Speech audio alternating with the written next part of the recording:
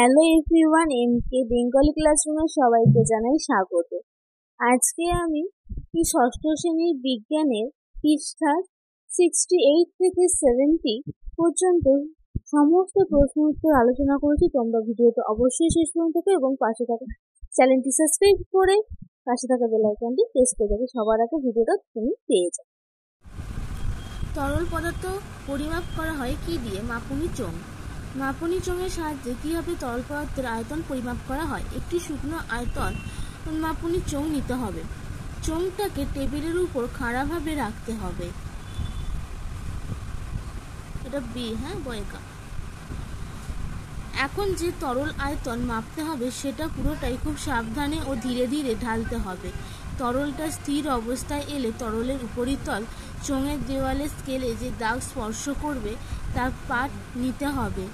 ওই পাঠটি হলো ওই তরলের আয়তন। এই পদ্ধতিতে আয়তনের একক কি? ঘনমিটার। এছাড়াও আয়তনের আরও পরিচালিত একক আছে: ঘন সেন্টিমিটার, সিসি, লিটার এল, মিলিলিটার এমএল।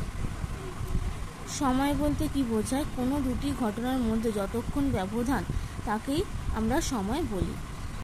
বস্তুর দৈর্ঘ্য প্রমাণ মাপ নির্ধারণ করা হয় কি দিয়ে? একটি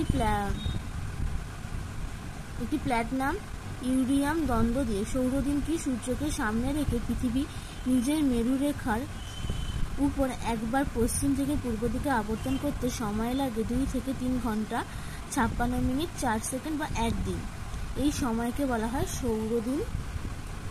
এই সময়কালকে সৌরদিন বলে। গড় সৌরদিন বলতে কি বোঝে? সারা বছর সৌরদিন যোগ করে যোগফলকে 35 দিয়ে ভাগ করে আমরা গড় সৌরদিন পাই। এই গড় সৌরদিনকে 24 দিয়ে ভাগ করলে পাই 1 ঘন্টা। সময় পরিমাপের যন্ত্র হলো ঘড়ি।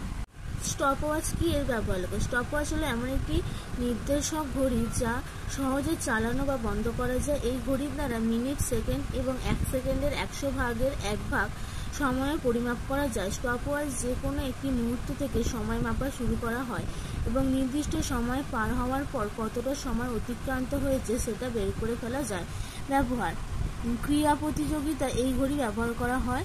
পরীক্ষাগারে নিখুঁত সময় পরিমাপের জন্য এই ঘড়ি ব্যবহার করা হয়। যে কোনো ক্ষেত্রে সূক্ষ্মভাবে সময় পরিমাপ করতে এই ঘড়ি ব্যবহার করা হয়।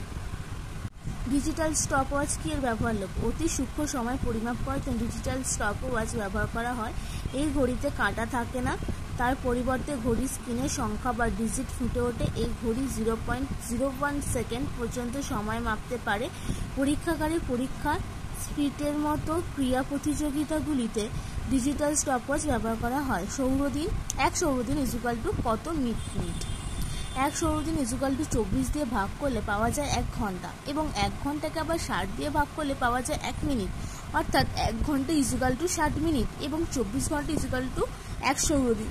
অতএব 1 সৌরদিন সমান 24 গুণ 6 মিনিট ইকুয়াল টু 1440 মিনিট।